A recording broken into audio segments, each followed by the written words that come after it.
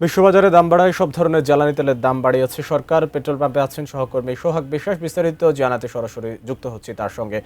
সোহাগ, আমরা নর্মালি দেখি যে বিশাল লাইন থাকে পেট্রোল পাম্পে, এবং এখন সরকার জ্বালানি তেলের দাম বাড়িয়েছে। আসলে কি তথ্য জানাবেন আমাদেরকে? রাত 12টা থেকে এই দাম কার্যকর করা হবে। পাম্পগুলোতে যদি লক্ষ্য করা যায়, বেশ কয়েকদিন ধরে যে দীর্ঘ লাইন, সেই দীর্ঘ লাইন কিন্তু এখন পর্যন্ত আছে।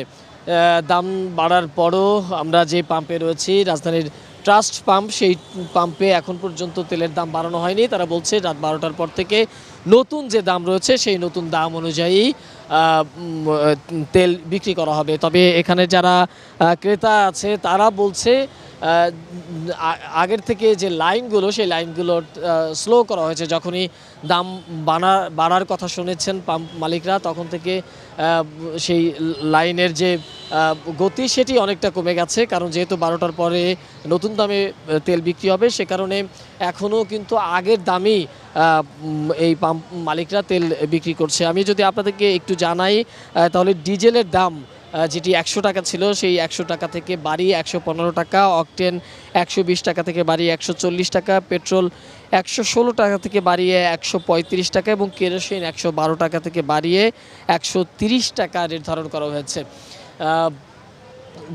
গত 28 ফেব্রুয়ারি থেকে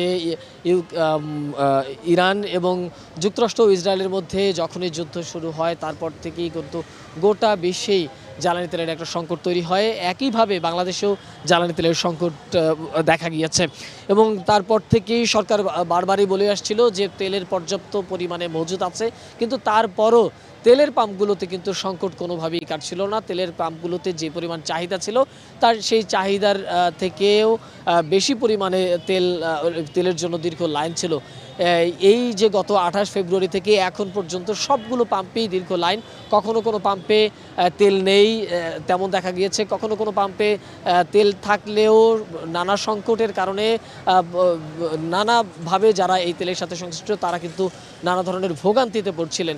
কিন্তু গতকাল পর্যন্ত সরকার বলছিল যে তেলের পর্যাপ্ত পরিমাণে মজুদ সরকারের রয়েছে, কিন্তু আজকেই তেলের দাম বাড়ানোর একটি প্রজ্ঞাপন সরকার জারি করেছে, যেটি রাত 12টার পরে কার্যকর হবে। এখন পর্যন্ত পাম্পগুলোতে যে অবস্থা দেখছি, আগের দামই বিক্রি হচ্ছে। পরবর্তীতে রাত 12টার পরে কি অবস্থা তৈরি হয় সেটি আমরা আপনাকে পরবর্তী বুলেটিনে জানাতে পারবো। মাহমুদ।